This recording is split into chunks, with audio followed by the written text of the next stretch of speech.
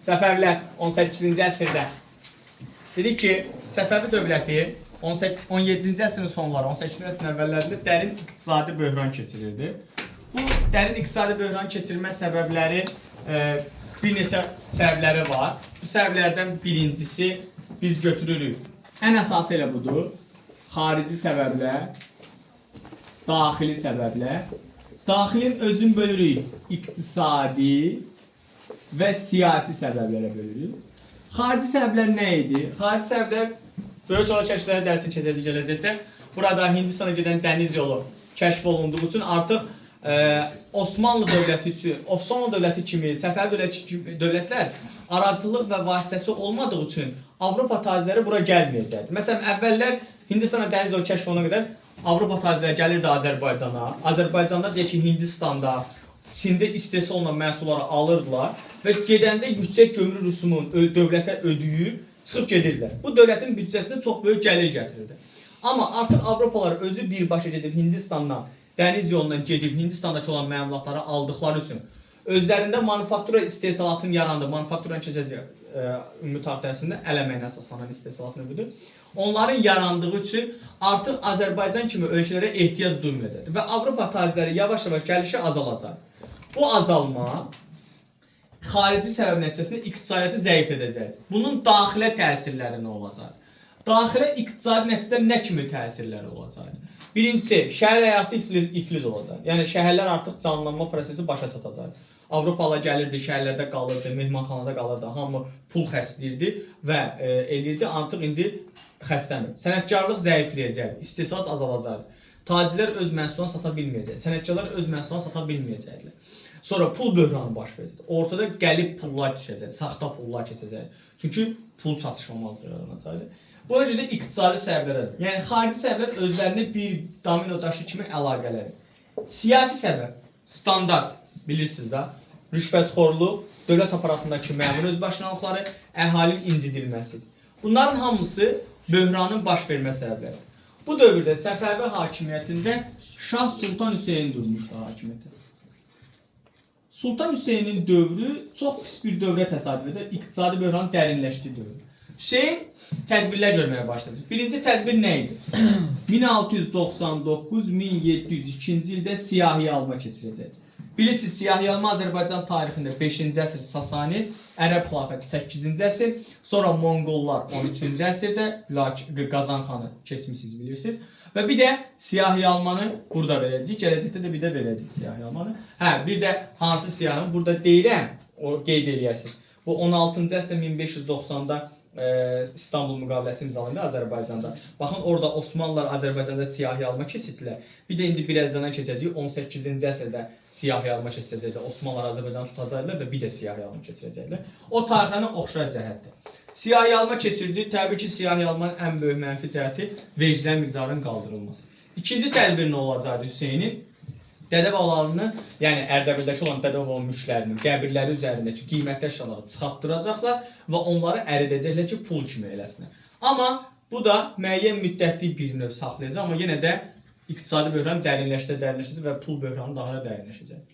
Bu dövrdə Səfəvi dövlətinə qarşı üsyanlar baş verəcək. Üsyanlar baş verməyin ən əsas səbəbi nə idi deyirdik? Standart. Məmur özbaşınalığı, bir də vergilərin ağırlığı. Bunun üzərinə bir də o dövrdə 18-ci əsrdə Azərbaycanda quraqlığın baş verməsidir. Bu quraqlıq və bu problemlər üsyanların baş verməsidir. Birinci üsyan 1707-1711-ci illəri əhatə ediləcək. Bu üsyan Carbala-kəndə baş verəcək. Niyə Carbala-kəndə? Carbala-kənd cəmaatı, oradakı olan insanlar, belə deyək də, sərhəd bölgələrini qoruduqları üçün maaş alırlar. Amma Şirvan bəylərbəliyi öz başına bu maaşı kəsəcəkdir. Carlılar üsyan qaldıracaqlar, Şirvan bəylərbəliyini öldürəcəklər və Səfəvi dövləti bu üsyanı tez bir zamanda yatıracaq. Amma üsyanlar bununla da ard-arda davam edəcək. 1709-da Əfqanlar üsyan qaldıracaqdı, Qəndahar üsyan qaldıracaqdı. Bu elə gələcəkdə, indi birazdan deyəcək, Şah Sultan Hüseynin sonu olacaqdı. 1709-da Əfqanlar üsyan qaldıracaqdı, Qəndahar üsyanı. Sonra 1711-ci ildə yenidən üsyanlar Carbala-kəndə başlayacaqdı. Amma Səfəvilərə qarşı ən güclü üsyan Şirvan üsyanları idi. Bu üsyanlara 1719-cu il və 1721-ci ildə davam edən üsyanlardır ki, Hacı Davud rəhbərlik edir. Hacı Davudun 1719-cu ildə Qazıqulunluq Surxay xanla və Qarakaytaq üsmüsü Əhməd xanla birləşib üsyan qaldırır, amma üsyan yatırılır, Hacı Davud həbs olunacaqdır. Sonra Hacı Davud 21-də yenidən üsyan qalxır, Hacı Davud həbsdən qaçır, bu dəfə artıq qələbə qazanaraq Şamaxı şəhərinə daxil olacaq. Hacı Davud Şamaxı şəhərini tutsa da, Bakı, Dərbənd və Gəncəyə hücumları uğursuzla nəticələnəcəkdir və üsyan oradakı geri çəkiləcəkdir. Bundan sonra Hacı Davud Şamaxıda olanda, Şamaxıya daxil olanda Rus tacirləri ziyan görəcəkdir bu məsələdə.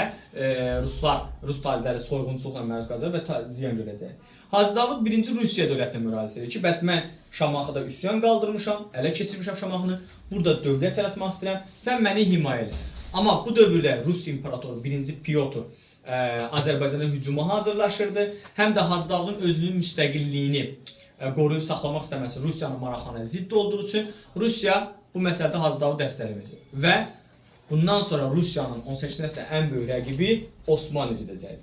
3-cü Əhmədin qəbulunda olacaq Hacı Davud və Rusiyanın Xəzərən bölgələrə hücumunu yaxşı bildiyi üçün Osmanlı dövləti Hacı Davud müstəqil xanlıq kimi, yəni müstəqil hakimlik deyək, biraz xanlıq çıxır, pis çıxır, yarı müstəqil hakimlik kimi Şirvan hakimi kimi tanıyacaqdır. Və onu Şirvan hakimi kimi qəbul edib, özündən vasallaslığını qəbul edəcək.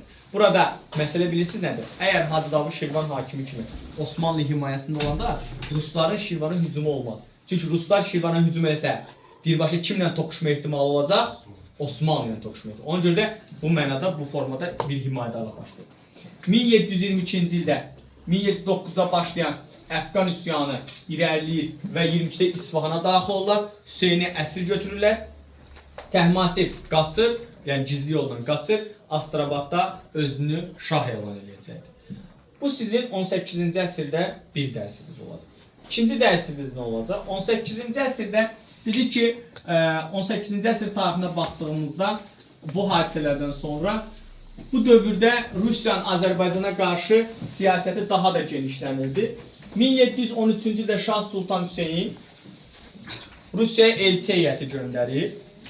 Elçi heyətində Şah Sultan Hüseyin elçi heyəti göndərir ki, bəs Rusiyanın güzəştli ticarət müqaviləsi imzalasın. 1713-cü ildə bu müqavilə imzalanır və Rusiya dövləti özünün nümayəndəsini göndərir ki, Azərbaycana ki, bu müqaviləni təsdiqləsin. Rusiyanın güzəştli ticarət müqaviləsi imzalanması 1667-ci illə 1713-ünə oxşayacaq. Əbədi dostluqla belə. Əbədi dostluqla yox, o İngiltərədir. Volonskin rəhbərliyi altında bir növ belə deyil, nümayəndə heyəti göndərəcək. Volonskiyə Pyotr gizli bir tapşırıq verəcək. Tapşırıq nə idi? 1. Xəzəryanı bölgələri tamamilə öyrənmək, buradakı xristian əhalinə, Alban xristianlarına əlaqəyə girmək. Üçüncüsü, Səfəvi dövlətinin ordu gücünü öyrənmək. Bir də buradakı otlaq sahələrini və iqtisadi canlandırmaq üçün hansı tədbir görəcəyini öyrənmək istəyir. Volonski gəlir və mükəmməl bir raport hazırlayır. Bu raportu indi dərs izahından sonra sonunda bir dənə raportu deyəcəm sizə. Volonski gəlir, raport hazırlayır, göndərir Pyotra və Pyotra göndərir. Pyotr bunun əsasında Cənubi Qafqaza yürüyüş edir və bununla da Rusiya tarixində ilk Azərbaycana, Rusiya, Slavyanlar istisna olmaqla, Rusiya imperiyası tarixində ilk Azərbaycana yürüyüş prosesi baş verəcək. 1722-ci ildə Pyotr Azərbaycan dilində manifest imzalayır. Manifestin mahiyyəti nə idi? Burada Pyotrun əsl məqsədi gizlədilirdi. Güya ki, gəlirəm Səfəvi dövlətinə yardım edirəm, Əfqanları qovmağa çalışacağam və burada məqsədim işğal deyildi. Təbii ki, buna bəzi feodal əyanlarda aldanacaqdı, Rusiya tərəfindən çıxış edəcək. 22-ci ildə Pyotr Xəzər dənizindən hücuma məruz qalır Azərbaycan. Azərbaycan Xəzər dənizində hücuma məruz qalmaq 911 Slavyan, 1667 isə 68-də Stepan Razin məsələsidir. Və 22-də Dərbəndi və Rəşdi ələ keçirəcəkdir. Rəşdi tutacaqdır. Rəşd Dərbənd tutulacaqdı 22-ci ildə, amma özü Bakının işğalına qala bilməyəcəkdir. Bunun səbəbi İsveçlə müharibə təhlükəsi idi. Xəzər dənizində həmin vaxt görünməyən bir tufan baş vermişdi və gəmi tamamilə dağıdılmışdı, Rusiya gəmiləri dağılmışdı. Həm də Osmanlının etirazı idi ki, 1-ci Pyotr niyə Azərbaycana hücum edir. Ona görə Bakının işğalını generalına tapşıracaq. Və 1723-cü ildə Bakı və Salyan da Rusiya tərəfinə ələ keçiriləcək. 23-cü ildə həmin vaxtda Təhmasib Rusiya sarayına elçi heyəti göndərəcək ki, bəs bu torpaqlardan çıxılsın, icazə yoxdur torpaq girməsin. Amma Səfəvi elçisi öz başına 1723-cü ildə Peterburq müqaviləsi imzalayacaq. Peterburq müqaviləsinə görə Xəzər dənizi sahilləri Dərbənddən Gilana qədər, yəni təqribən belə deyək də, bu ərazini nəzərdə tutur. Dərbənddən bu ərazidən ta ki Gilan, bu bölgəyə qədər bütün ərazilər verilir Rusiyaya, Xəzəryanı vilayətləri verilir Rusiyaya və Rusiya qarşılığında güya Səfəvlərə yardım edəcək ki, üsyanla yatırsın. Amma Pyotr bu Təhmasib bu müqaviləni təsdiqləməyəcək, qəbul edəməyəcək. Amma səfiri elçi heyəti öz başına bunu imzalayacaq. Rusların burada mövcudluğu təbii ki, Osmanlı'nın xoşuna gəlməyəcək. Osmanlılar qəti şəkildə tələb edəcək ki, Rusiya Azərbaycandan çıxmalısan. Rusiyadan çıxmaq istəmirdi, amma müharibə də eləmək istəmirdi. Çünki İsveçlə müharibə təzə bitmişdi və qüvvəsi çox azalmışdı. Yeni müharibə gücü yox idi. Ona görə Rusiya ilə Osmanlı arasında 1724-cü ildə İstanbul müqaviləsi imzalanır. İstanbul müqaviləsinə görə Xəzəryanı bölgələr qalır Rusiyada, qalan bütün torpaqları Rusiya Osmanlıya verir və bunu təsdiqləyir.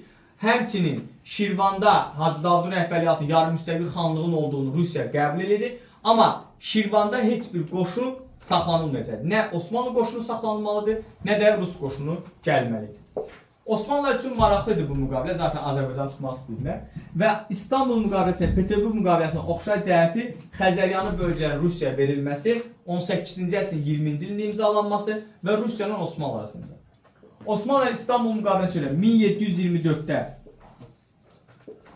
Xoy, Salmas, Miyanə, İrəvan, Qazax Şəmsəti, Borçalı bölgələrini 24-də tutacaqdır.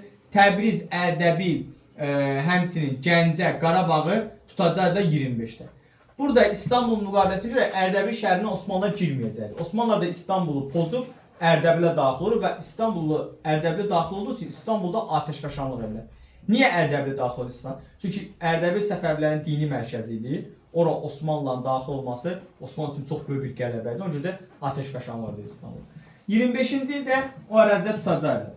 1727-ci ildə Osmanlı və Rusiya arasında yeni bir müqavilə olan Nabur müqaviləsi imzalanır. Bu müqavilədə təsdiqlənəcəkdir. Şərtlər təsdiqlənəcək. Bu vaxt Hacı Davud öz səlahiyyətlərini aşacaqdır. Osmanlıların bu xoşuna gəlmədiyi üçün Hacı Davudu Şirvan hakimindən çıxardır, onu sürgün edəcəklər və Surxay xanı Şirvan hakimi kimi qəbul edəcək.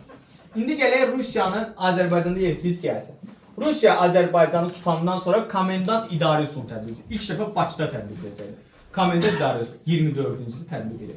Bundan sonra Azərbaycanda neftli torpaqları siyahıya alması keçiriləcək. Bir də ipəyin inkişafına təkan verilir. Yadınızda saxlayın. Pyotr Azərbaycanda tut ağaclarının qırılmasını qəti qadağan etmişdir. Hətta tut ağaclarını qıran insanlar edam olunacaq. Burada səbəb Azərbaycan ipəyini bilirsiniz, ipək qurdu tut ağacına yetişib, ipəyini inkişaf etdirməkdir. Lakin Pyotr öləndən sonra Rusiya buradan çıxmaq istedi. Səbəb nə idi?